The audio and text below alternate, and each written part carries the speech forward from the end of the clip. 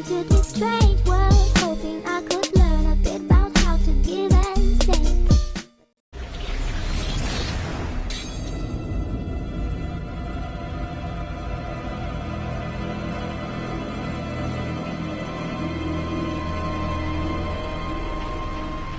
Hi, I'm Christopher John Farley, a senior editor with the Wall Street Journal. I'm here with Jennifer Morrison, one of the stars of Once Upon a Time. Thanks a lot for joining us at the Wall Street Journal. Happy to be here.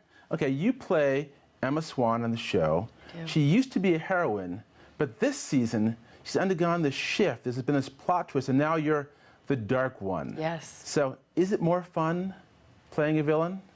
I have to say I am really enjoying playing a villain, and I don't know if it's so much because she's villainous or just because it's such a big change and there's so many new things to play with the character and explore. But yeah, it's been really fun. Now, of course, you've got a slightly different costume, changing the makeup, changing the hair. But as an actress, is there anything you're doing on the inside to sort of radiate a different kind of presence for that character? Her villainy is coming from the place that she's constantly dealing with the darkest parts of herself being exaggerated. So, you know, we all have a dark thought, or we all think, like, oh, God, this is terrible, or whatever, from moment to moment. That's exponentially exaggerated in every given moment for her. And so I've tried to build her from a place of really exploiting her loneliness and exploiting the revenges that she's never taken and exploiting the needs she's never allowed herself to have, and then going about getting those things or demanding those things in a way that is selfish. And so it's a little different, you know. So she's not going to recycle, basically, right? She doesn't care about the environment. Yeah, I don't know. I'm not sure what she does with her bottles and cans, but yeah, she's definitely not. She's not putting others first anymore. Now, I know fans want to know what happens with Hook. I mean, now you had the shift in your character. She had this romance with Hook, you know, on the show. Is he just going to be gone now? Is he? No, absolutely not. Because you're a villain. No. You need someone with a little more edge to them. No, I mean, Hook was once a villain. He spent hundreds of years being villainous, so he definitely has experience with that. Yeah, he's overcome it. He's overcome it. Okay. But just because she's the dark one doesn't mean she doesn't love him anymore. I think just in this week's episode, I say something like, you know, just because I'm the dark one doesn't mean we can't still be together.